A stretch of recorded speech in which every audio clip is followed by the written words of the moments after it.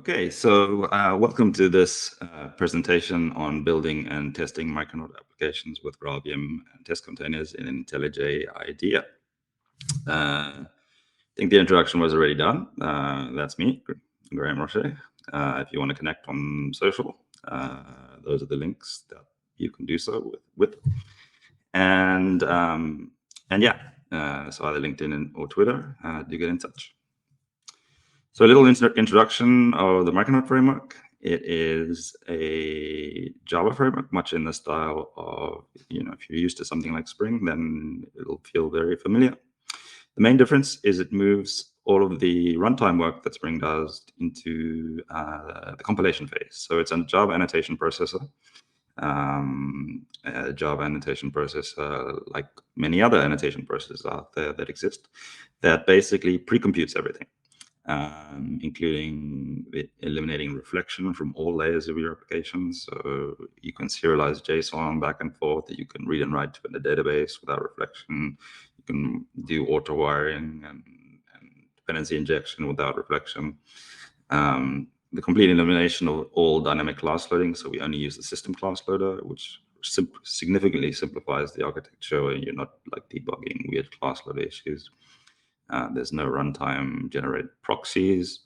And all of this adds up to significantly reducing the memory pressure. And combined with that being built on NetT, we have very, very fast performance in terms of throughput. Micronaut is one of the fastest frameworks that you can get. But we're highly also, we're not just like, saying we perform better, we're also like saying we provide a great developer experience. So do check it out. For those who haven't heard of Grails and who hasn't by now, it's a new JDK distribution at Oracle Labs that in JIT mode increases throughput by replacing the JIT. But also probably more well known, it does native image compilation or native executable compilation, where it turns your Java application into a self-contained native executable. So with that, let's do some demos and see what the experience is like within the context of a tool like IntelliJ. Okay, so I have over here this version of IntelliJ, and as you can see, and amongst the generators available to you, there is a Micronaut generator, right? Which you can select. And from there, it integrates with Micronaut Launch. If you host your own version of Launch, you could alter this. Most people don't, but this is the public launch service. And from there, you can select how you want to create your project. There are various settings, including build tools, testing tools, package names, etc., etc., etc. From there on, you can choose whether you want to include additional features. For example, if you wanted to use like MySQL as your database, and you want to include like Micronaut data, JDBC, you can go selecting features that make sense for your application. And you can then create that application and import it into IntelliJ, right? So it really was that simple.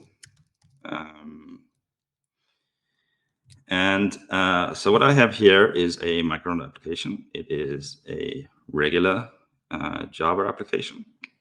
I am going to make one small modification to it, which is I'm going to add some test resources configuration, because I'm using test resources, and I want to include the control panel. So I'm just going to make that small change. It's part of the demo, but it's a regular Java application. You have a source main Java directory where you have your application entry point. And right from here, you can run your application directly in the IDE. So for example, if I just click run, it will boot up the application. And hold on. So let's see. Did I choose MySQL? Okay, hold on. Oh, never mind. Sorry. That's because I chose test resources. I'll talk about that in a minute. So you can run your application from the ID, but you can also drop into the command line and say Gradle w/run. And looks like I have to SQL Java. 1 second. Let me just get the correct version of Java here. So for some reason I'm defaulting to 21. Okay, so you can do Gradle w/run in your terminal, and that will start up the application. Now, the critical thing here is when I start the application, because I chose MySQL and Micronaut Data JDBC, it's also going to start up the necessary containers that are including a MySQL test container in order to run my application. So when I start my application up, it will start up all the necessary test containers for me to interact with that application in terms of it talking to my database that I've configured. Now, the cool thing is that when I run tests as well, when I run tests, for example, if I drop in here and I run a test, you'll see that it will, when I run my test, it will actually start up the container, the MySQL container, and execute my tests because they need a database to run. Whenever you annotate a JUnit 5 test with Micronaut test, what you get is an integration test, and you can dependency inject components. And as you can see, IntelliJ offers nice support to navigate to all the kind of auto-wired dependencies by detecting that this is an inject annotation. So you can see that you can run your test directly from the IDE, and they spin up the MySQL server and test that it's working and all. Now, one thing you would have noticed is that when I ran that test, it took a little while to execute because it had to start the container, the MySQL container. It had to spin that up. So one thing you can do to help that is to do Gradle w start test resources service, and we support both Gradle and Maven. So don't get too caught up with the Maven versus Gradle commands. We have equivalent Maven commands, but basically that will start my test resource service. And if I run my test now, so the first time I run it, it's going to start up my MySQL instance, right? So it took a little while to configure MySQL and have it available. But if I run the test again, now my tests are running instantly, and I'm back to being super productive, right? Because the MySQL server container that I'm using is sticking around, and I can write tests that interact directly with my database as if they were regular unit tests. Now, the other curious thing here is when I started my test resource service up here, I got a link to a control panel.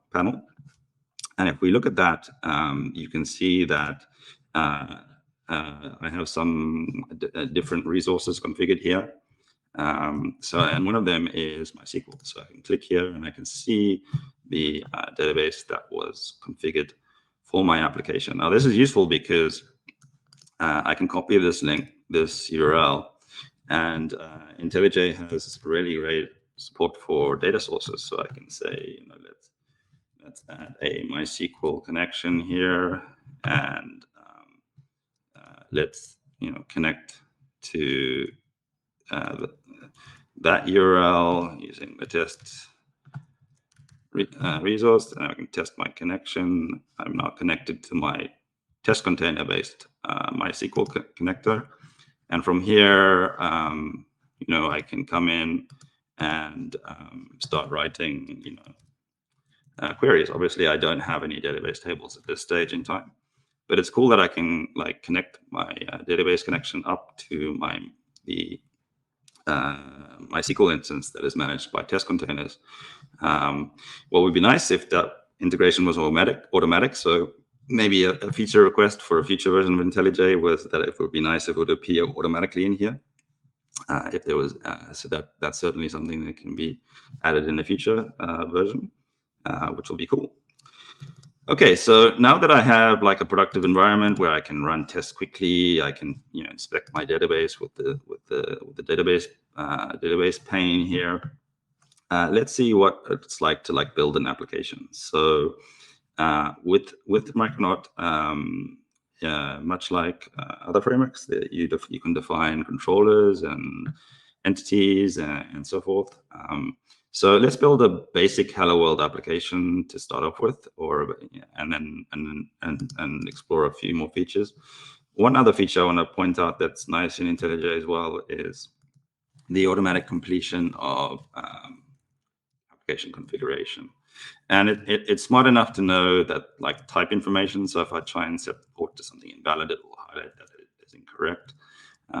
So you get code completion of all of the available properties to configure your application in application.yaml, and also validation that they are correct. So I have to change this to something else that is actually valid. And you can also jump into navigate exactly the declaration of where that property is consumed and set in terms of integration with Micronaut's ability to define what are called configuration properties, right?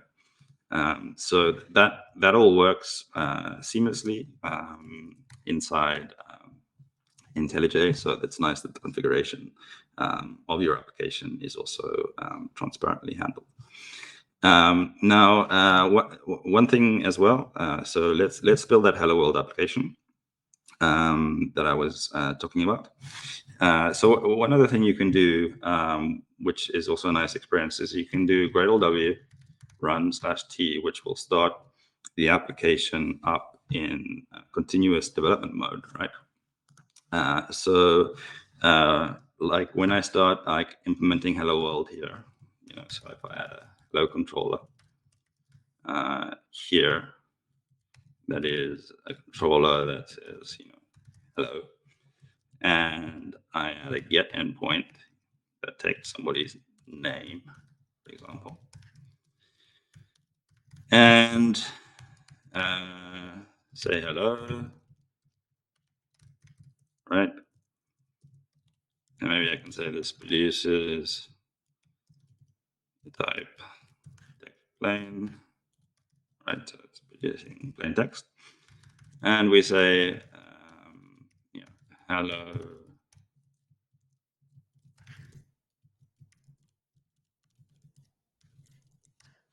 There we go. So that's Hello World implemented in Micronaut. So let's save that.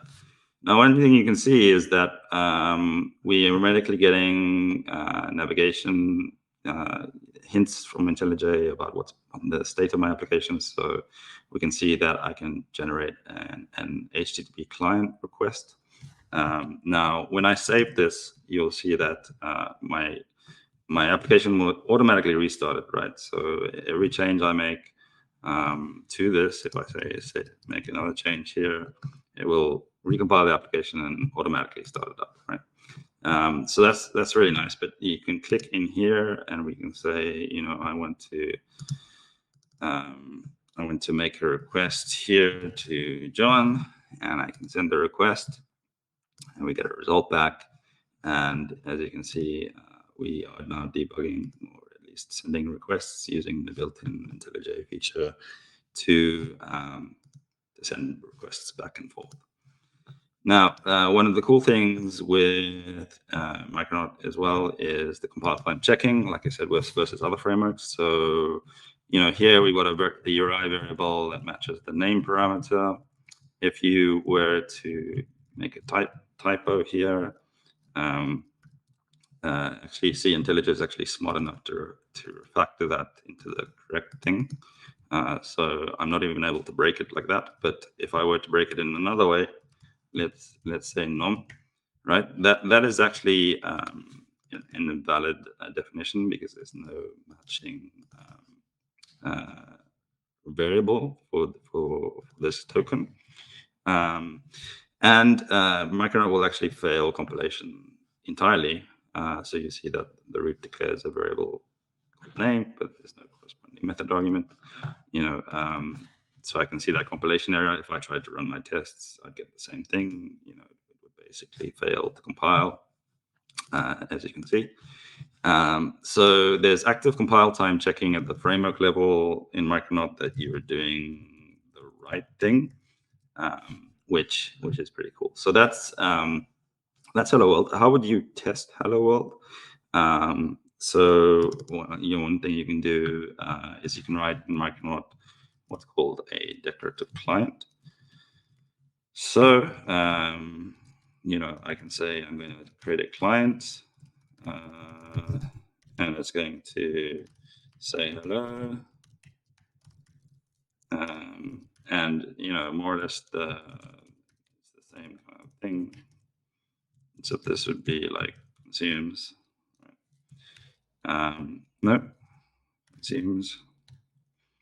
And now we can inject that client into any method of my test. So I can say client set equals hello John or something like that. Client.say hello John. And we can run that test. And the test failed because I have 2 exclamation marks. Okay, yeah, the second exclamation mark, we can see the failure quite clearly and do the diff thing.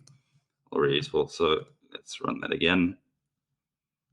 And there we go. We have a test running, and look how fast that test executes. So this is the cool thing is like with Micronaut being so compilation time focused is that everything is like super fast, right?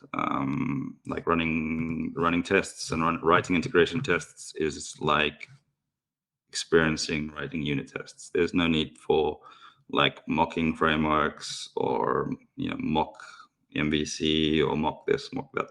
There's no need for it, and they don't even exist. It's just super simple to test and super fast. Okay, so that's Hello World. And of course, Micronaut supports full kind of dependency injection. So we could make this example like better, more complete in terms of maybe there's like a message service, and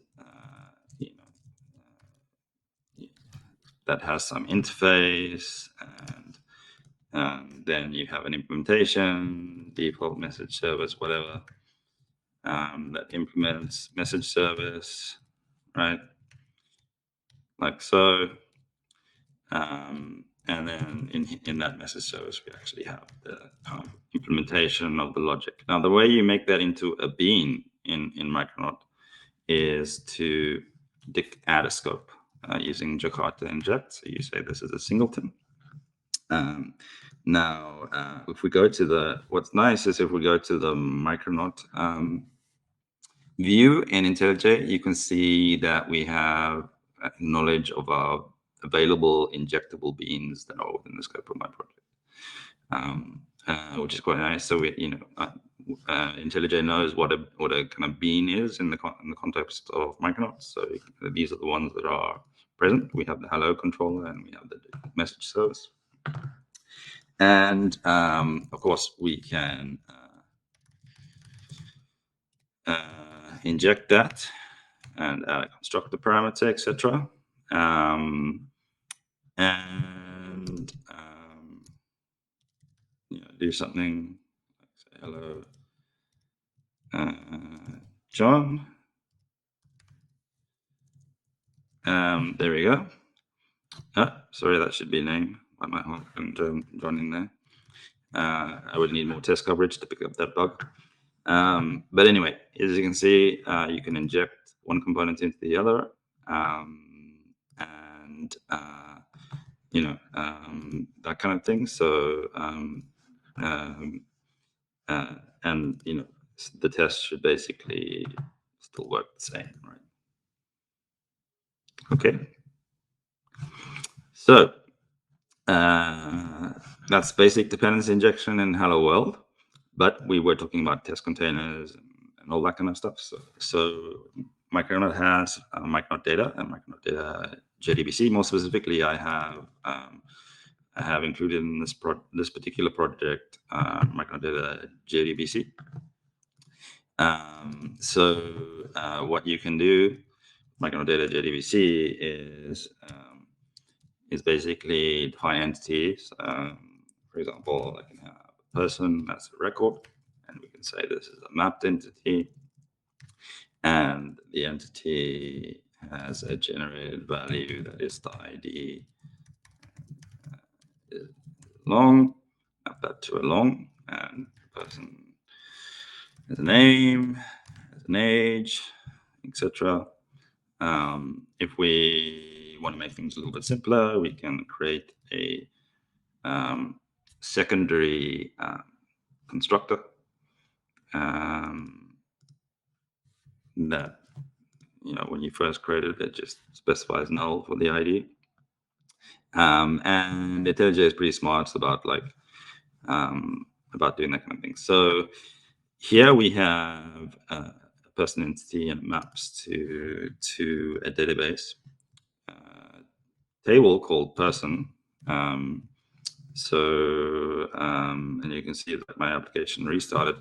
So I don't know if let's have a look if things have, as you can see, my person table was created, right? So I just have to refresh the state, and you can see we now have a person table in my MySQL database. What I can do is I can define a person repository, right? That is a JDBC repository using a dialect of MySQL, and it extends CRUD repository, and we pass in the entity type and the ID type, right? And now we have a repository implementation that implements basic CRUD operations, right? So, and with that, we can actually start writing like persistence logic. So, for example, I can write a test here, or maybe we can create a new test just to right? That tests some CRUD operation, whatever. And we can write some CRUD tests here. So we can say, I'm going to save entity, right? And we can pass in Fred 30 or something like that.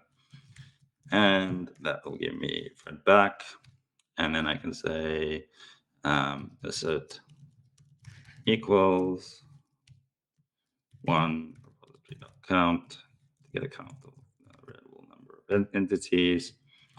And maybe add another assertion to say find by ID Fred.id set true, right? Is present, right? There we go. So we've written some tests. I think we're missing the test annotation, and we can run that, and the test passes, right? So that's basically automatic CRUD repositories. Now the cool thing with the IDEA assistance is the support for essentially defining repository methods, right? Micronaut data supports repository methods, so you can, for example, define custom finders. So I can say find by age greater than some number, right? And IntelliJ knows the syntax, the possibilities available for dynamic finders. So I can say find by name, name like string name, right? Which is pretty cool, that you can do that kind of thing. And it's also cool that Micronaut also type checks it, even outside of IntelliJ. So if you make a mistake, like if I put like nom here, IntelliJ is already like smart enough, right, where it can say this is an error. Okay, it doesn't know how to resolve that property. So you're getting some ID assistance already, which is really nice. And potential quick fixes, I guess. But in addition, the framework, Micronaut, the framework itself, is also checking your application from a compilation and kind of validity perspective. So it's checking it's valid. It will not let you run the application without it being correct, which is like really, really important. Like, because otherwise, in a lot of other frameworks, like this is a runtime error, and you're digging through console logs and huge stack traces and trying to figure out why did I do something wrong. And so that that fact that that's being actively type checked is pretty cool, and it's pretty extensive. Because, like, for example, you can do something like find name, or find age, right? If you wanted to find the age of somebody with a particular name, right? So that's a valid query. But obviously, if you specify string here, right? So here we found somewhere where IntelliJ could get even better, right? But that Micronaut is pretty smart about it anyway, and says, sorry, but you cannot query age, which is an integer, and return a string, because the query result is expected to be of type int, whilst you're turning in an incompatible type string. So the correctness of repository definitions and getting that right at compilation time is a big benefit of Micronaut, and obviously the speed at which I'm writing tests here that are talking to a MySQL database is pretty cool. And with all the integration that you get as well. So yeah, that's pretty neat. So obviously, once you have a repository, you can expose it via a controller. So you'd have a person controller here that is a controller, and start to add some like endpoints where I inject my repository, right, and start to build up my application. So I can add something that will get a particular person by name, right? And what you can do is you can return optional, and if you return an empty optional in Micronaut, that results in a 404, which is quite useful behavior. So you can do stuff like return this stuff repository, find by name, right? And that obviously does not exist, that method, yet, but we can of course create it, and the framework will just do the right thing in terms of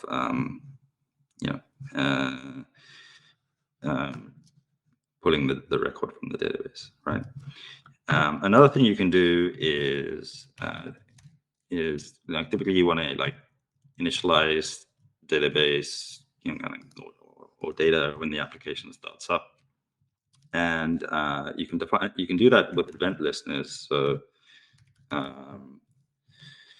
you can listen for like a startup event, for example, and as you can see, IntelliJ does have intelligence to know where a particular event is published from. If you were publishing the event, in this case, the event is being published by the framework, so it's not part of my code.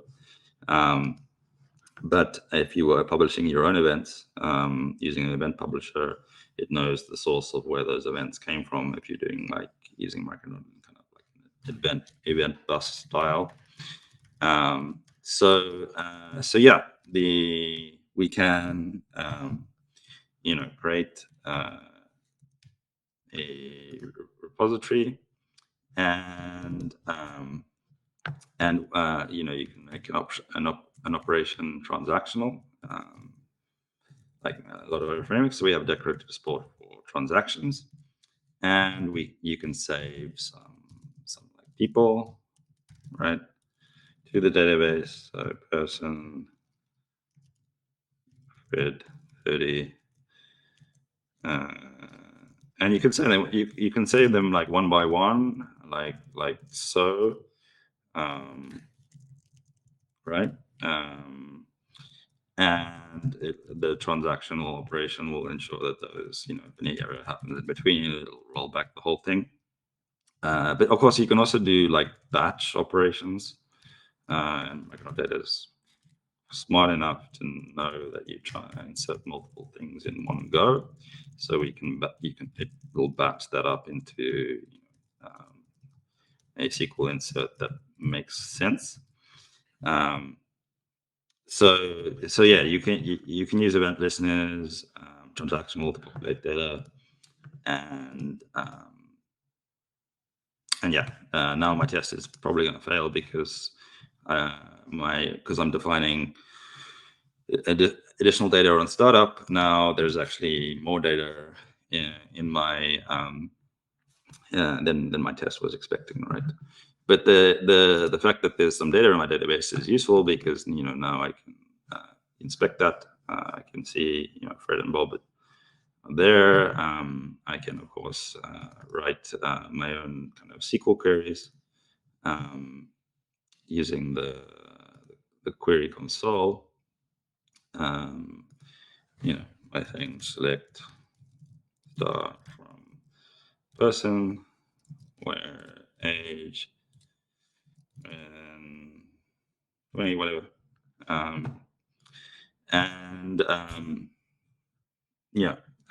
Play around with SQL, and I get completion. Now the completion, the universal completion for SQL in different places of IntelliJ is extremely useful. And that also translates into like declarative repositories, because one thing you can do is, obviously, if you don't specify the SQL like for this, then effectively it'll be generated for you. You don't have, and it will be computed for you at compilation time. But you can also use the query annotation, right? And here, what you can do is, actually get completion for your current active database, right? Where name equals name, right? Like so. And you can write whatever SQL that you want, directly in the query annotation, and be in complete control of the SQL while still getting like the IDE assistance that you are used to in terms of completing the possible options of the SQL query.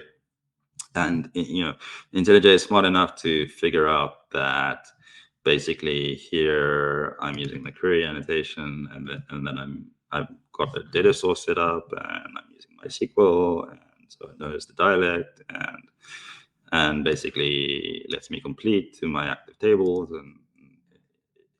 and it just works, right? Which I think is pretty nice.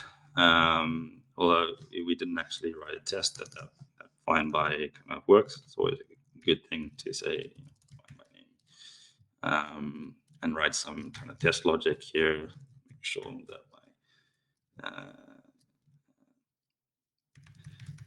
my kind of thing actually works. which it does, right? So so yeah, the query works, the custom query works, and of course, with Micronaut, you can go into your logback configuration, and you can say logger name equals io.micronaut.data.query level equals trace, right? And if you do that, you will see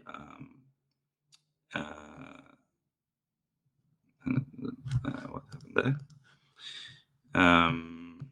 You can see the SQL logs, coming back and forth, right? So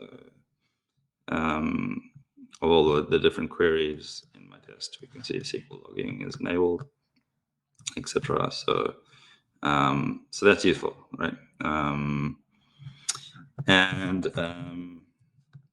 Yeah, I think this, so that's cool.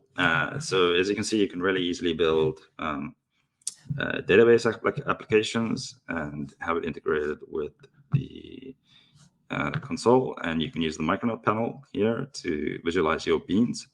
And another very cool panel that exists in IntelliJ is for the endpoints. So here we can see the active endpoints that are exposed to part of this application. So, and we can navigate to different endpoints directly from this view, and of course we can send HTTP client requests directly to my UI. Yes, so this is actually an important error message. I've got an error message here back, and as you can see, this is what the kind of default error formatting looks like in Micronaut. So one thing I'm doing here, which is probably a little bit naughty or kind of not recommended, is I'm sending a database entity back directly over JSON HTTP, right? So the error is actually very useful because it's telling me and I don't have a test for my controller, and that's why I saw this error. But the error is telling me that I cannot serialize person to JSON. So one thing Micronaut has by default, we have what's called Micronaut serialization, and it's almost completely compatible with Jackson in terms of Jackson annotations. And the one difference is it does not allow you to arbitrarily serialize any object to JSON. We made that decision because it's a security risk to serialize just any object. So by default, you actually have to come in and say this object is serializable. I'm going to allow it to be serialized to JSON.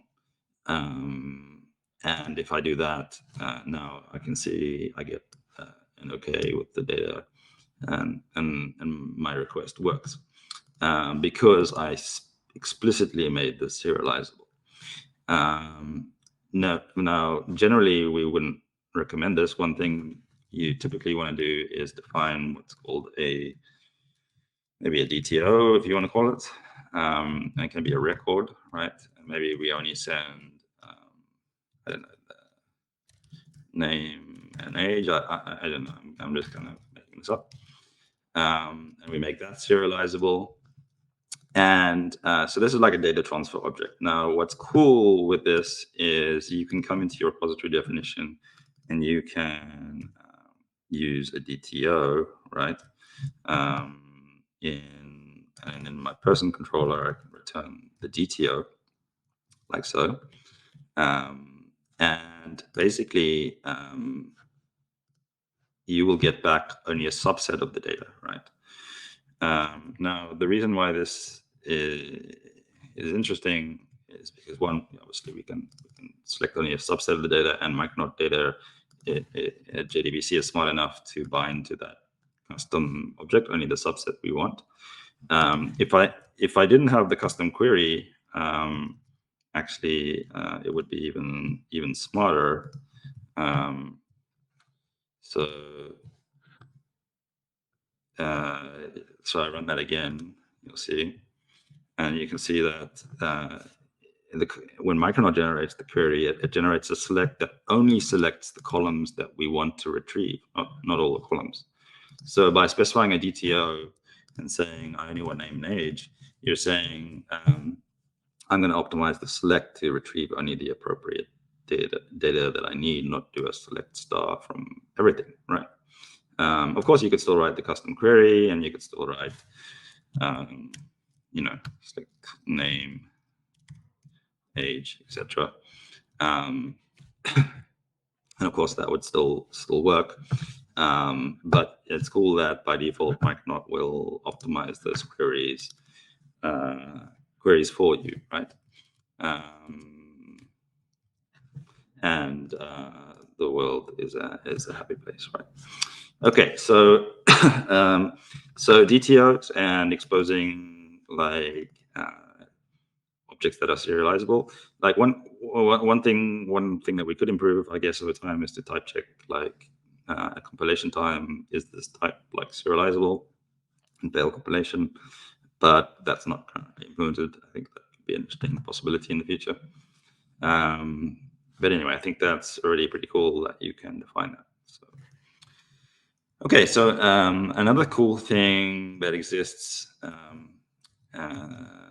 is native image, right? So, and with native image, what you can do is you can build a native version of this application, and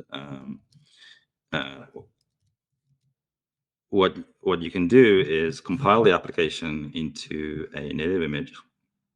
And what I did was run Gradle native run, and this will transform the application into a native executable, and which has a lot of benefits in terms of memory performance, startup performance, and security. So the process of turning a Micronaut application into a native image is a simple one. You just native compile it. And because Micronaut doesn't use reflection, doesn't use custom class loading, is already kind of native image ready, there's really nothing that you need to configure, right? The GraalVM native image performs a static analysis of the Java bytecode, and you can already see the benefits, right? So the startup time, 101 milliseconds, even though it's like doing database interaction on startup. So it dropped from about 700 milliseconds to 100 milliseconds, even though there's database I/O going on startup, right? But the application is essentially the same one, right? So there's no difference in the behavior of the application. It's still talking to MySQL. It's still behaving exactly the same. Just this time, we're running a native image with enhanced startup time and also memory performance. So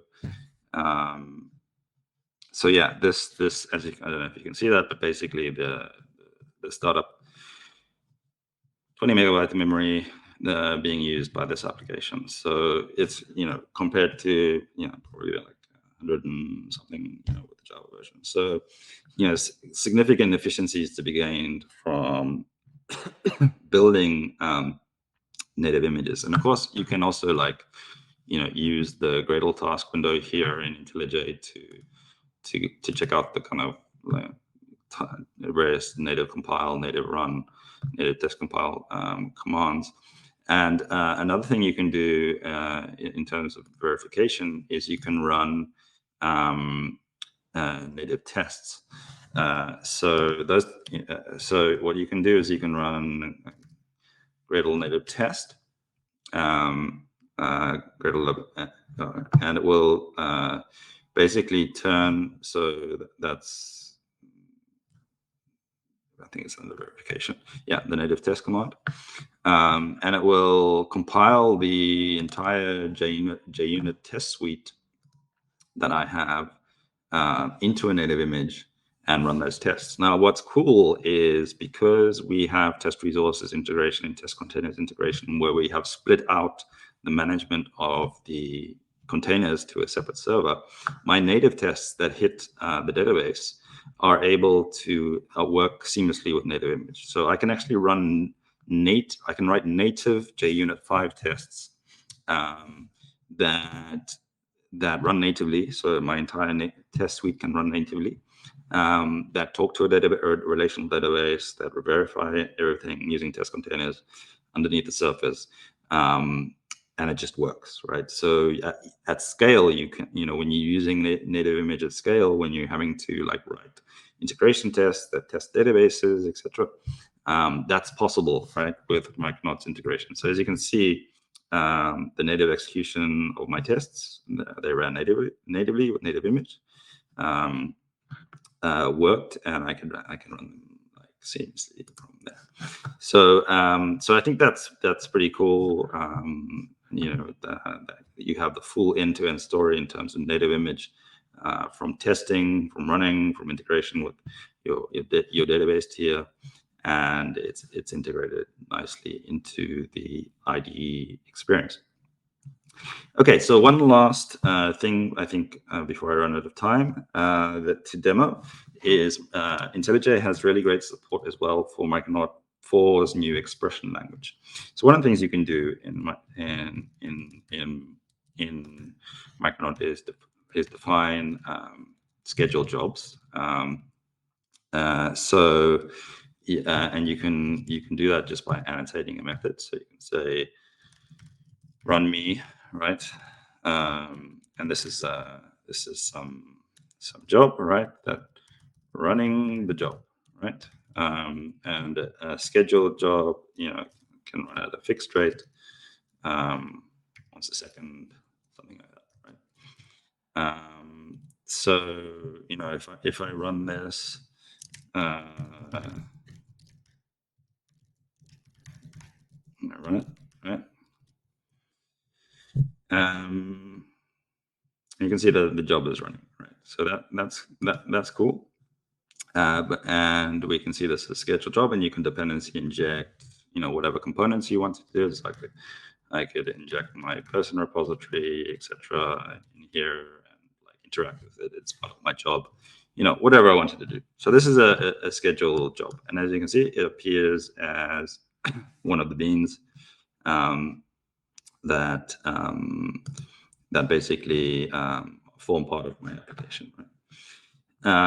So what you can do in Micronaut 4 is you can add conditions. So for example, I can add a condition here saying is paused, is the job paused? And we can add some control, like getter and setter, to like pause and resume the job. And maybe you could control that from some management endpoint or something like that. And what you can do is you can say, make this conditional, all right? So I can say, using an expression, so I can, an annotation expression. So I can say, this dot paused, right? And look, IntelliJ is already providing like full completion of expressions, right? So,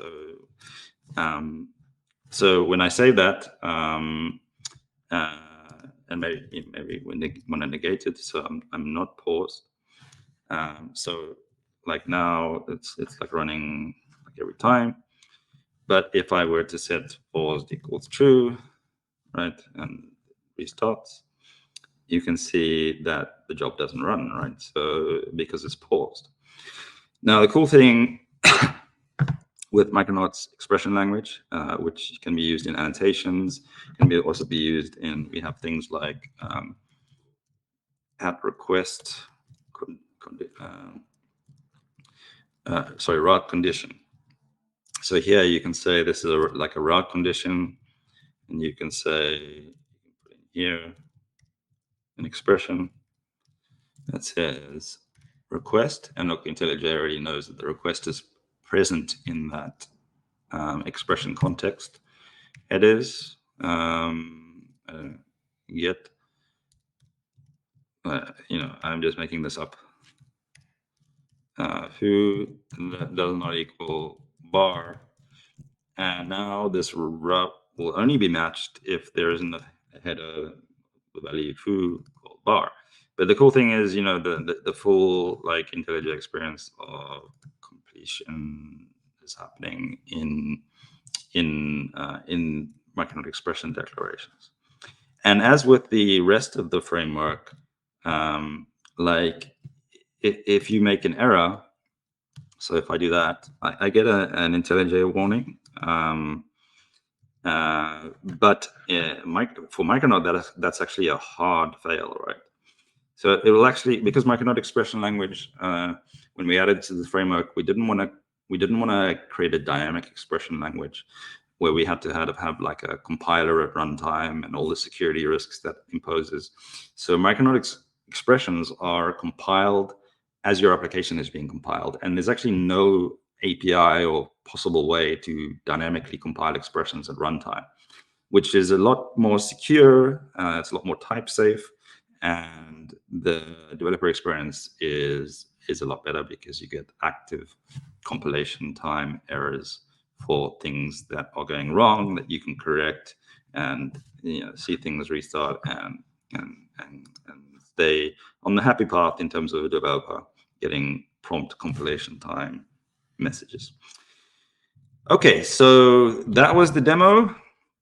So not a lot to say in the summary, apart from, as you can see, that Micronaut is amazing technology and GraalVM is sensational technology. They're mature and get ready to use today. IntelliJ provides fantastic tooling for building these types of applications with strong integration with Micronaut and GraalVM. And, everything is, in terms of these technologies and the evolution of, from where it came to today, they're mature, ready to be used, and you can try them out today. We have great documentation and getting started guides, so do check those out. And I think I now will have some time. Thank you very much. We'll have now some time for Q&A if anybody has any questions. Yes, here I am again. Thank you for that session. That was a superb intro to Micronaut, and it looks awesome. People, check it out. Now, a couple of questions, and I kind of already thought that this is what it's going to be like. We had a couple of questions along the lines of, I've never used Micronaut before. Should we use Micronaut instead of Spring Boot since it seems to be better? Or another question along those lines of, would be interesting to have a comparison of Micronaut, Spring Boot, Quarkus, and Leiden. Another question along those lines was, I see it has a smaller memory footprint, faster startup time, but since it uses annotation processing, what is the actual difference in compilation time compared to the Spring solution? Right. In any case, along those lines, what would you kind of recommend people? Okay, so let's answer the compilation time question first, I guess. So there is some overhead to compilation time that's added because it's an annotation processor. However, we have full support for incremental compilation. So we've done extensive work to integrate both the IntelliJ compiler, which is used when you use Maven, but also the Gradle compiler. So the two known incremental compilers that support what's called incremental annotation processing today are the IntelliJ compiler, which is used when you import a Maven project, and Gradle. And we support both of those. So basically, we have full support for what's called incremental compilation of annotation processing.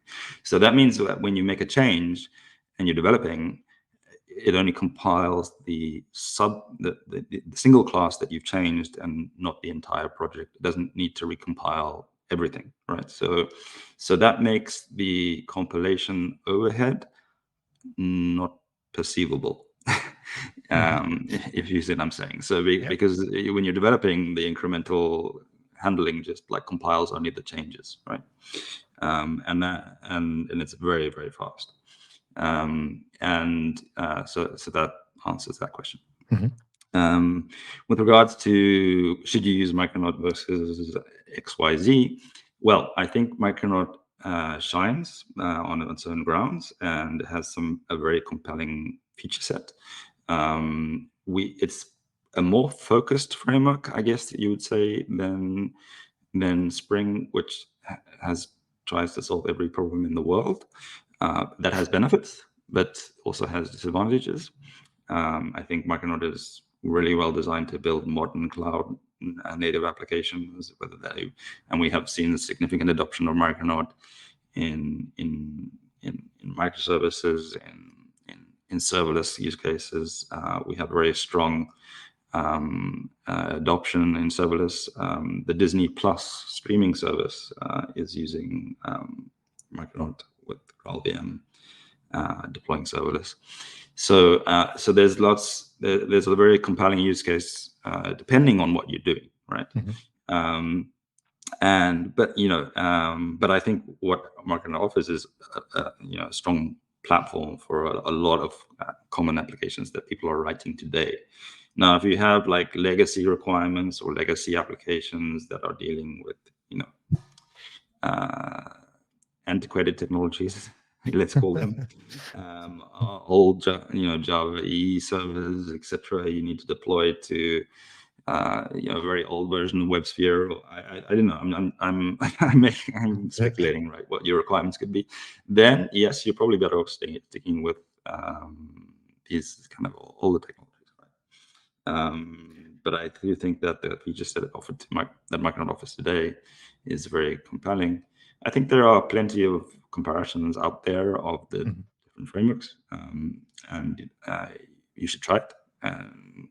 I think we have a particular appeal if you're used to Spring, if you're coming from a Spring background, because it's very similar and very comfortable if you come from that background. But again, try it and give us your feedback.